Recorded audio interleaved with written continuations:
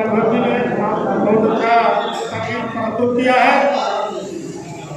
सम्मानित साथियों, सुहेलदेव समाज पार्टी के तत्वावधान में चक्रवर्ती सम्राट महाराजा सुहेलदेव राजभर सम्मान समारोह व महाराष्ट्र कमेटी के गठन का प्रायोजन हुआ है।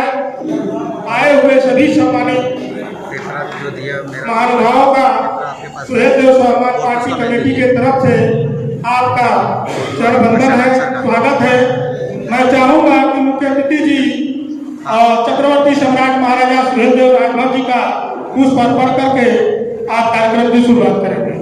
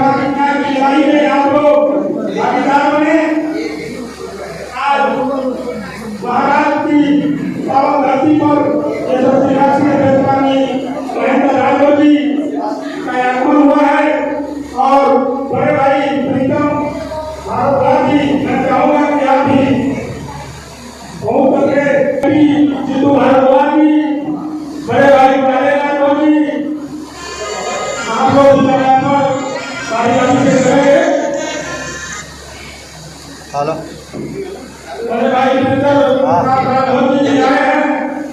ओके ठीक है।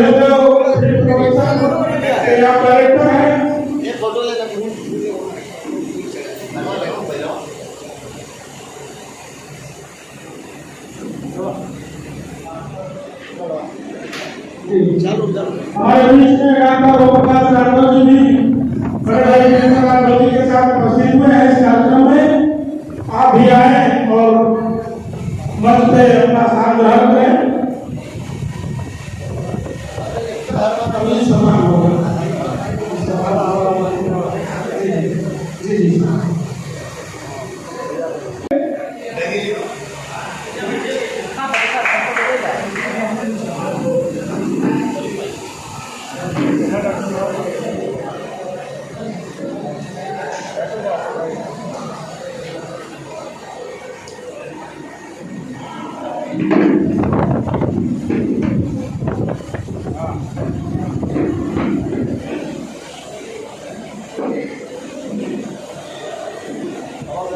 बहुत धन्यवाद। मैं चाहूंगा हरीश राघव जी और बड़े भाई प्रीतम राघव जी, जीतू भारद्वाज जी और राष्ट्रीय कोषाध्यक्ष श्री रामकुमार राघव जी, मुख्य अतिथि जी का माल्यार्पण।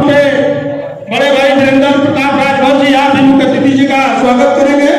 साथ में खड़ा माननीय महेंद्र राघव जिंदाबाद, माननीय महेंद्र राघव जिंदाबाद, सुहेलदेव समाज पार्टी जिंदाबाद। जय सुहेलदेव, जय जय सुहेलदेव।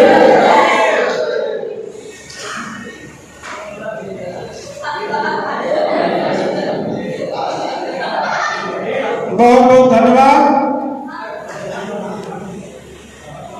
भैया।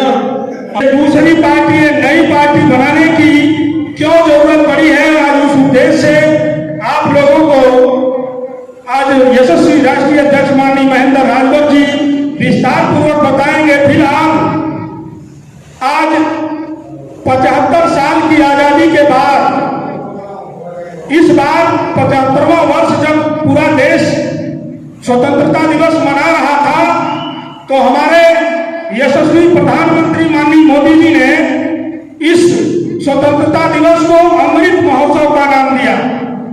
ये अमृत महोत्सव का मतलब था साथियों कि ये पूरा देश, पूरी देश में कहीं ना भ्रष्टाचार है, ना कहीं बेईमानी है, बेरोजगारी खत्म हो गई है, पूरा देश खुशहाल है, महंगाई नहीं है, महिलाओं पे अत्याचार नहीं है, किसान हमारे खुशी है, युवा सुखी है। सम्मानित साथियों, ये जबरदस्ती सरकार ये हमारे लोगों पे, पिछड़े दलित अल्पसंख्यक समाज किसान कबीला समाज पे ये जबरदस्ती थोपने की ये कवायद है।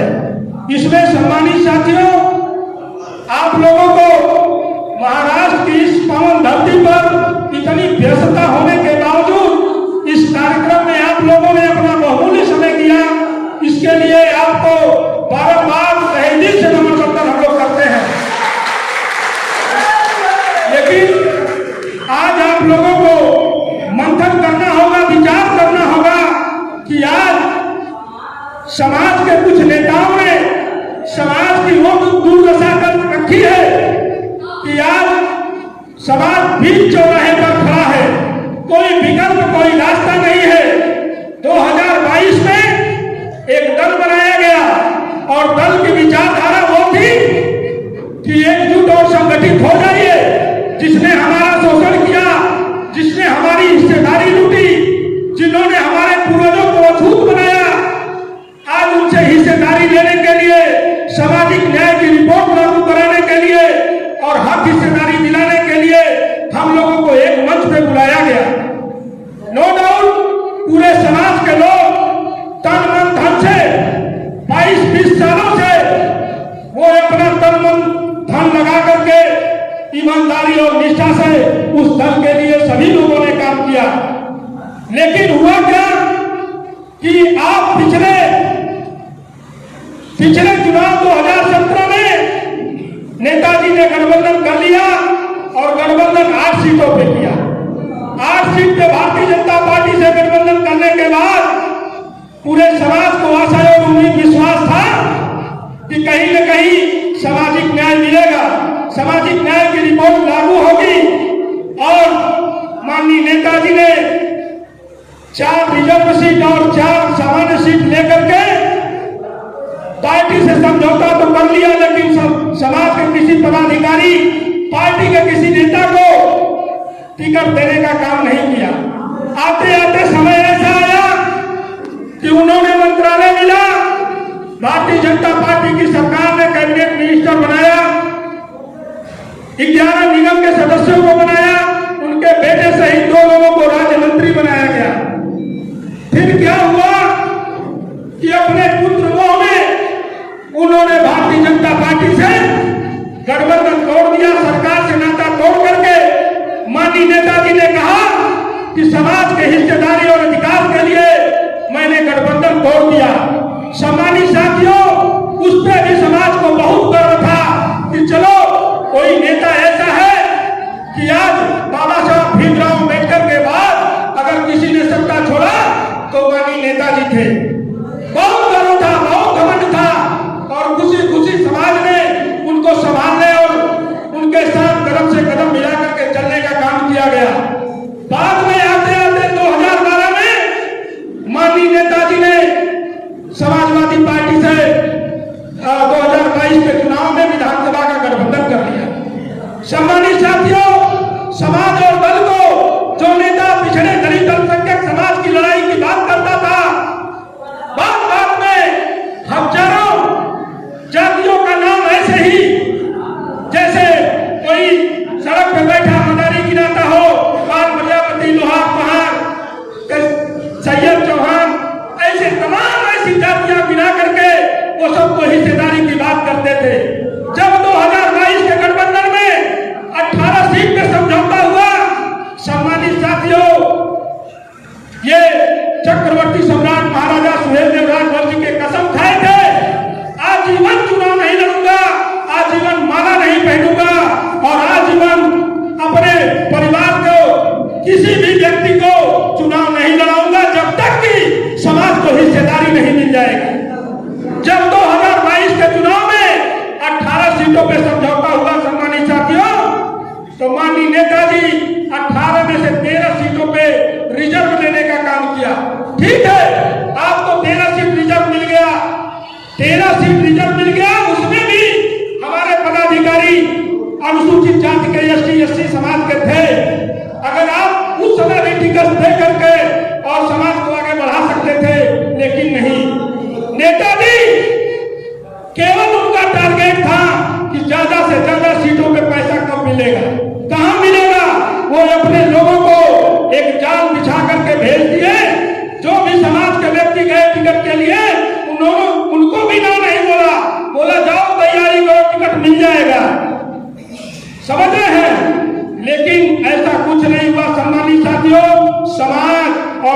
पार्टी के पदाधिकारी, अल्पसंख्यक, पिछड़े, दलित, जितने भी समाज की उन्होंने हिस्सेदारी की बात कही।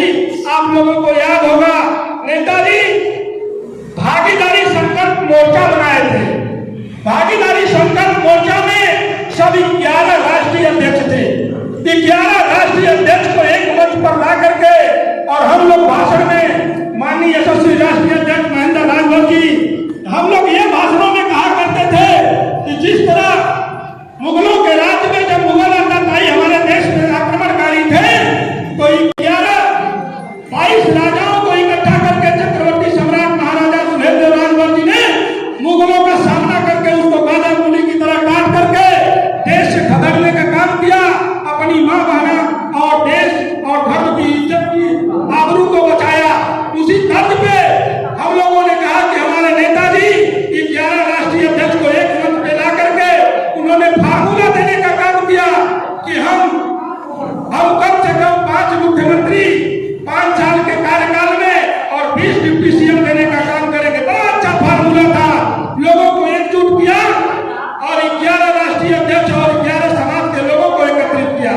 लेकिन हुआ क्या, आते आते माननीय नेताजी की नीयत और मंशा ऐसी बदल गई कि राजभर समाज ही नहीं, बाल प्रजापति, कश्यप, चौहान, बिंद, मुस्लिम समाज, अल्पसंख्यक समाज, तमाम समाज के लोगों को 11 लोगों को मंच पे लाए और लाने के बाद सम्मानित साथियों जब गठबंधन करना हुआ तो हल्दरपुर की रैली एक विशाल सभा भागीदारी और अधिकार हिस्सेदारी के नाम पे उन्होंने करा लिया। लेकिन जब गठबंधन की बात हुई, जब समझौते की बात हुई तो अपने बेटे को लेकर के माननीय अखिलेश यादव जी से जाकर के चुपके से गठबंधन कर लिया और 11 राष्ट्रीय अध्यक्ष में भारत रहे। अगर मैं गलत बोल रहा हूं तो बताओ कि विशेष राजन गलत बोल रहा है। तब समाज के लोगों की उम्मीद टूटना शुरू हो गया कि अरे जो व्यक्ति समाज को उंगली पे गिनाता था कि ये बाल प्रजापति, लोहार कुहार, ये सब गड़ेरिया कुंडी गोली को हिस्सेदारी दिलाने का बात करता है, चलो यही नेता अच्छा है, हम लोग इसके साथ चलने का काम करेंगे। जब हल्दरपुर की रैली में माननीय नेताजी ने 11 राष्ट्रीय अध्यक्षों को नकार दिया, उसमें अगर जब गठबंधन हुआ सम्मानित साथियों तो माननीय नेताजी अपने बड़े बेटे, अपने पिताजी, अपने छोटे बेटे और कुछ पार्टी के चमचा और चाटुकारों को खड़ा करके अखिलेश यादव जी के आंख में भी धूल झोंकने का काम कर दिया और माननीय अखिलेश यादव जी को भरोसा दिला दिया कि इन लोगों की जरूरत नहीं है, मैं अकेले सरकार बनवा दूंगा।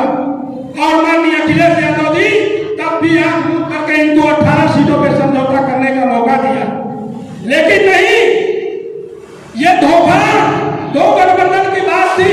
हम लोग तो जानते थे कि नेताजी तो टिकट के नाम पे खरीद करते हैं, टिकट बेचने का काम करते हैं।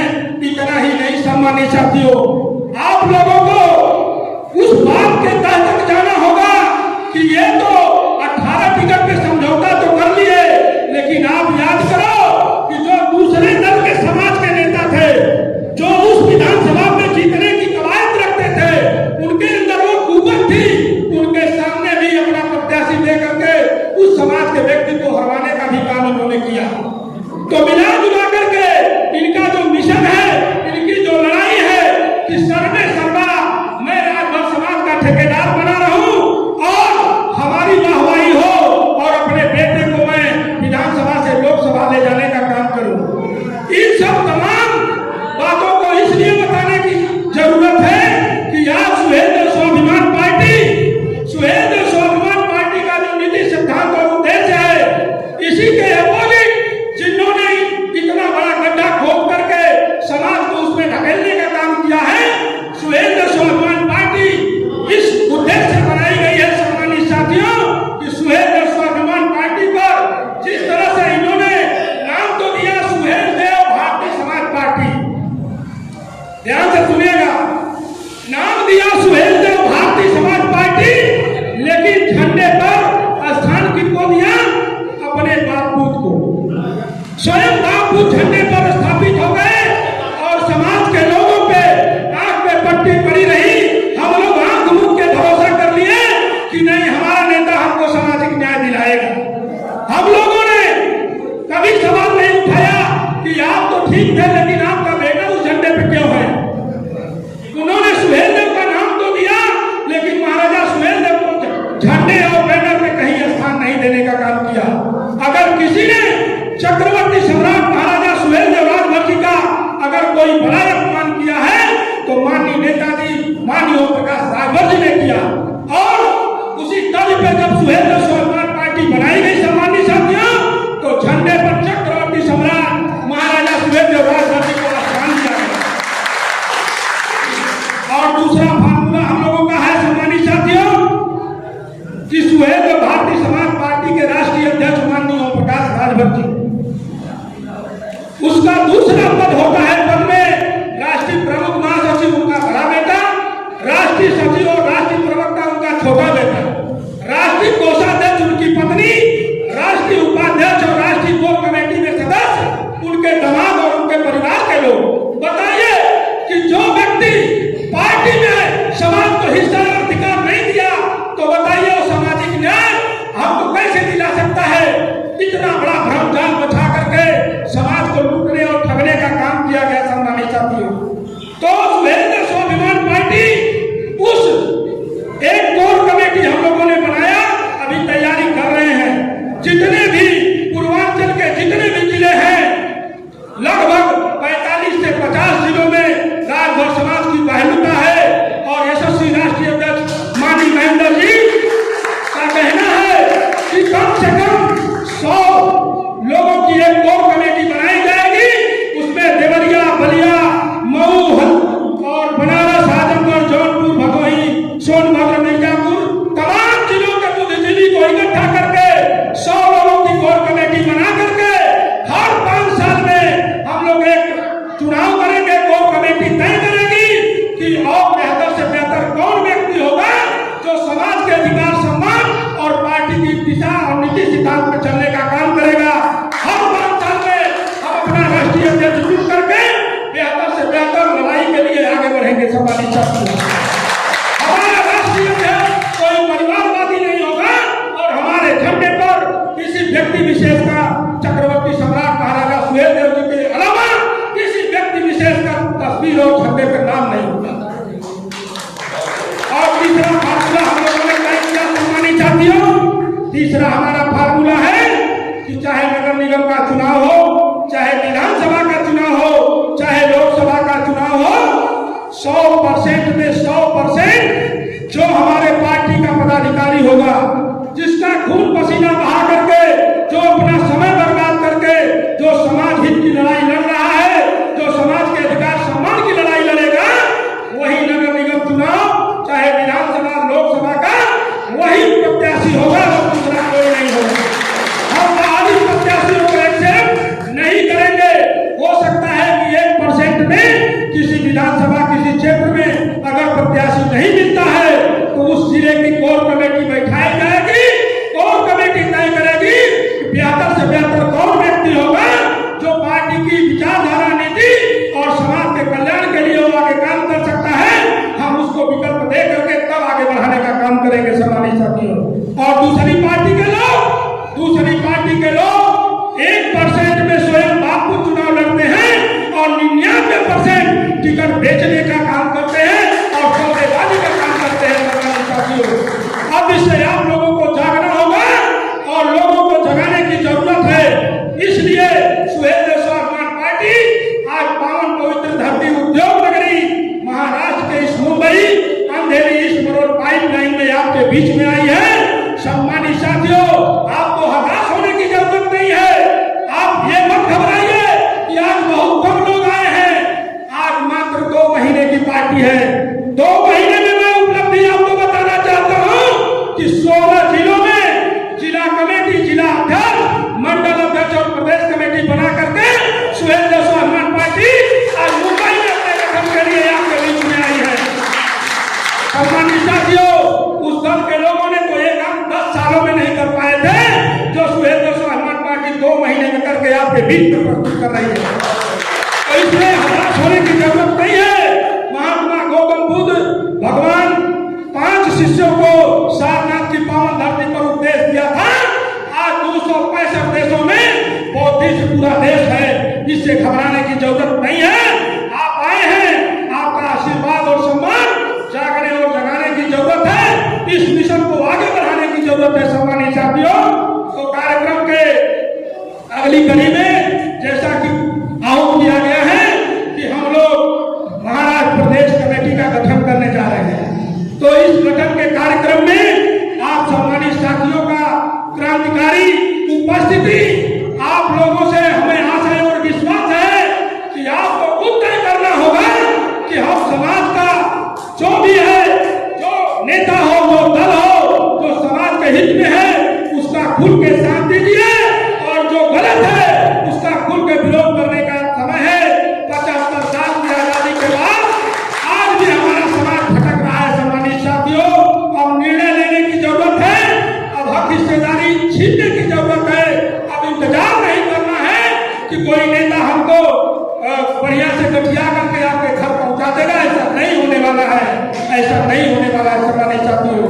किसी महापुरुष ने कहा है कि सांसों के रुक जाने से तो आदमी मरा हुआ होता है। सांसों के रुक जाने से आदमी तो मरा हुआ होता है, लेकिन हर वो व्यक्ति मरा हुआ है जो सही को सही और गलत को गलत ना कह सके सम्मानित साथी।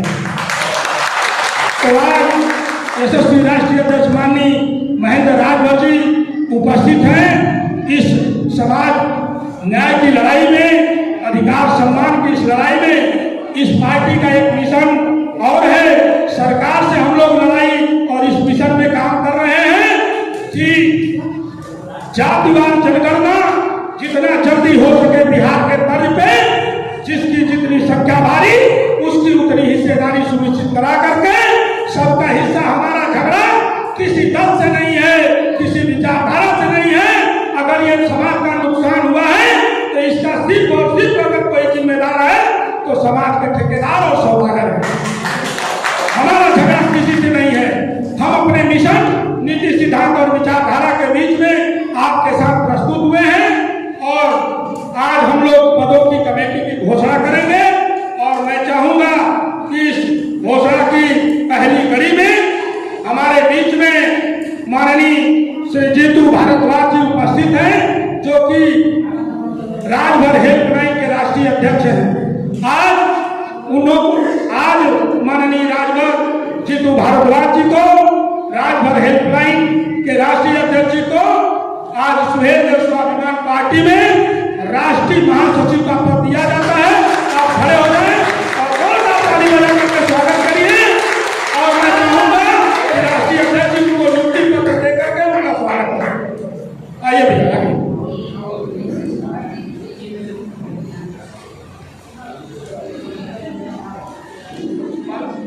हमारे कोषाध्यक्ष जी माल्यार्पण कर दें। जोरदार ताली बजा करके स्वागत करें कि आज सुहेल देव स्वाभिमान पार्टी के राष्ट्रीय महासचिव पद पर आपको नियुक्त किया जाता है। हम आशा और विश्वास करते हैं कि आप ईमानदारी और निष्ठापूर्वक सुहेल देव स्वाभिमान पार्टी के नीति, सिद्धांत, विचारधारा को आप आगे बढ़ाने का काम करेंगे। समाज की लड़ाई को, इस मिशन को आगे बढ़ाने का काम करेंगे। बहुत बहुत धन्यवाद। जय सुहेल देव। पद कमेटी